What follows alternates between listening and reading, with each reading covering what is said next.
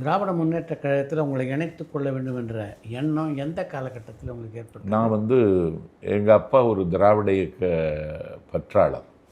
திமுக உறுப்பினர் அப்படியெல்லாம் கிடையாது. என் பெயர் சம்பத்து. எங்கள் அண்ணன் பேர் கருணாநிதி. என் தம்பியின் பேர் ஜீவா. இன்னொரு தம்பியின் பெயர் ககாரின். விண்வெளியில் முதல்ல பயணம் செய்த யூரி ககாரின்.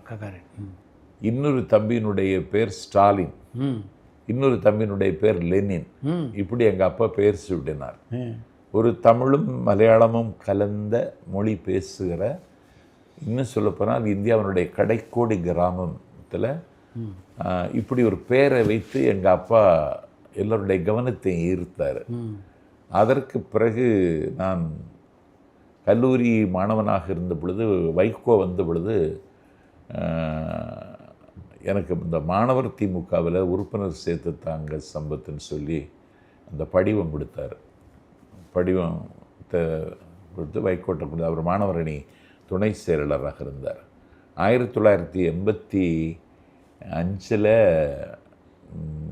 கலைஞர் கைது செய்யப்பட்டார். ஈழத்தமிழர் பிரச்சனையில் எம்ஜிஆர் முதலமைச்சர். அந்த கைதை கண்டித்து எங்கள் ஊரில் ஒரு பொதுக்கூட்டம், எங்கள் மணக்காவளிங்கிற கிராமத்தில் சந்தையில்.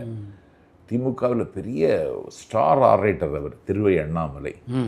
அந்த அந்த பாணியெல்லாம் இப்போ யாருக்கும் இல்லை. ரொம்ப நல்லா பேசுவார். அவர் பேச்சாளர். நான் அதில் நன்றி உரைன்னு என்ன போட்டாங்க. நன்றி உரை பேசினேன். அடுத்த நாள் கலைஞர் தமிழ்நாடு முழுவதும் மறியல்னு அறிவிச்சிட்டாங்க. அப்போ முன்னெச்சரிக்கை நடவடிக்கையாக நான் கைது செய்யப்பட்டேன். எனக்கு ஒரு அதிர்ச்சியாக இருந்தது. எங்கள் அம்மா எல்லாம், தங்கச்சி எல்லோரும் அழுதுட்டேன். எங்கள் குடும்பத்தில் யாரும் அரசியல் இல்லை, அழுதாங்க. குளித்துறை குற்றவியல் நடுவர் மன்றத்தில் ரிமாண்ட் செய்யப்பட்டு பாளை சிறைச்சாலையில் அடைக்கப்பட்டேன். சிறைச்சாலையில் தான் வைகோவை பார்த்தேன். அதான் சிறைச்சாலை அனுபவம் முதல்ல. ஆமாம், சிறைச்சாலை. அவர் வைகோவுக்கு கூட சிறைக்கு போவது நல்லது. ஏன்னா சிறைச்சாலையை அறச்சாலையாக மாற்றுவார்.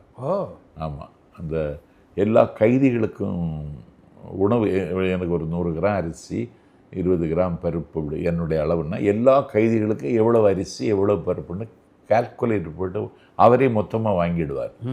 கைதாகி சிறைக்குள் வருகிற பொழுதே 4 சமையல்காரர்களையும் கூட்டிகிட்டு தான் வருவார். ஒரு சிறைச்சாலை ஒரு கல்யாண வீடு மாதிரி கலகலப்பாக இருக்கும்.